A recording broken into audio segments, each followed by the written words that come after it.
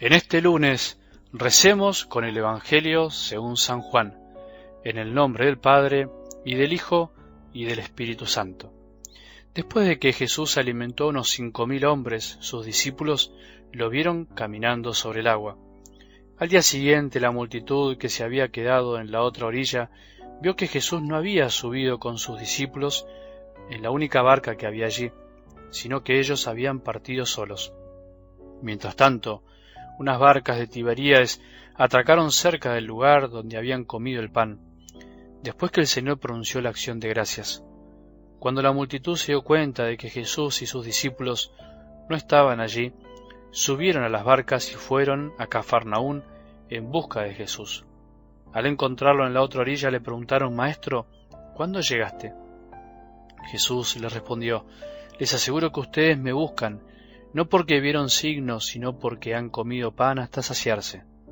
Trabajen no por el alimento perecedero, sino por el que permanece para la vida eterna, el que les dará el Hijo del Hombre, porque es Él a quien Dios, el Padre, marcó con su sello». Ellos le preguntaron: «¿Qué debemos hacer para realizar las obras de Dios?». Jesús les respondió: «La obra de Dios es que ustedes crean en aquel que Él ha enviado». Palabra del Señor.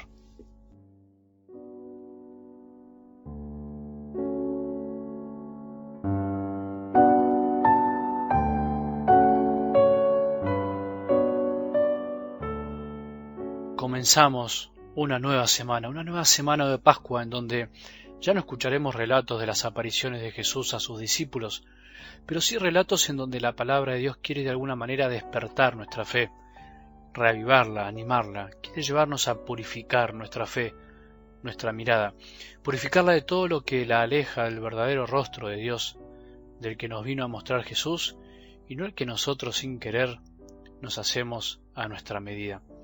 Continuando con el Evangelio de ayer, domingo, entre tantas cosas lindas, recuerdo la expresión del discípulo amado: «Es el Señor», al darse cuenta que aquel que les hablaba desde la orilla y les había pedido que tiren la red a la derecha era Jesús resucitado. ¿Qué fue lo que les ayudó a reconocer la presencia de Jesús? ¿Qué es lo que nos ayuda a reconocer que Jesús está a la orilla de nuestra vida y nuestro corazón cada día? El clic, como se dice, o lo que les permitió reconocerlo fue la pesca milagrosa. Fue el experimentar que al obedecer sus palabras todo se hizo fecundo, aun cuando ya habían hecho 1000 intentos por pescar.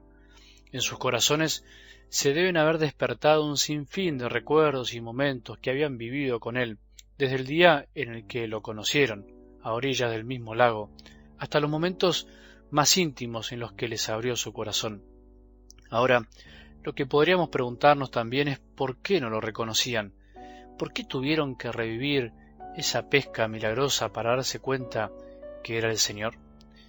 Las razones pueden ser varias, pero una de ellas es simplemente porque no la habían obedecido, porque se habían olvidado de sus palabras y de su amor, porque habían vuelto a sus trabajos olvidándose de lo que Jesús les había profetizado, pedido, que serían pescadores de hombres. Lo mismo nos pasa a nosotros.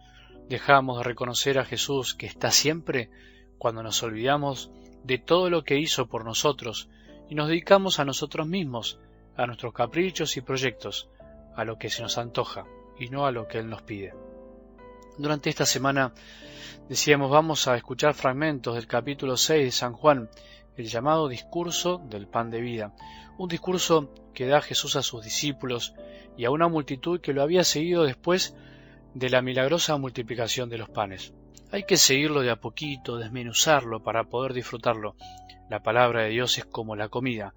Para que guste más hay que saborearla de a poco, masticar mucho y sentir el gusto.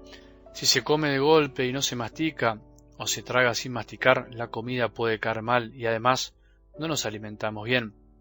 Para asimilar bien la comida es necesario tomarse el tiempo y masticar bien, saborear lo que se nos da. Lo mismo tenemos que hacer con la palabra de cada día, o por lo menos con un texto de la semana. Bueno, en este caso la Iglesia nos facilita las cosas porque escucharemos un texto que tiene su propia unidad en varios días. Imaginemos la escena de algo del Evangelio de hoy. Después de haber multiplicado panes para más de 5.000 personas y de que sus discípulos lo vieran caminar sobre las aguas, ¿quién no se hubiera entusiasmado de andar cerca de ese hombre? Comida gratis y abundante para todos, sin excepción. Sin embargo, cuando van a buscar otra vez a Jesús, cuando se ponen en camino y cruzan todo el lago para encontrarlo de nuevo, reciben esta respuesta dura y directa. Les aseguro que ustedes me buscan, no porque vieron signos, sino porque han comido pan hasta saciarse.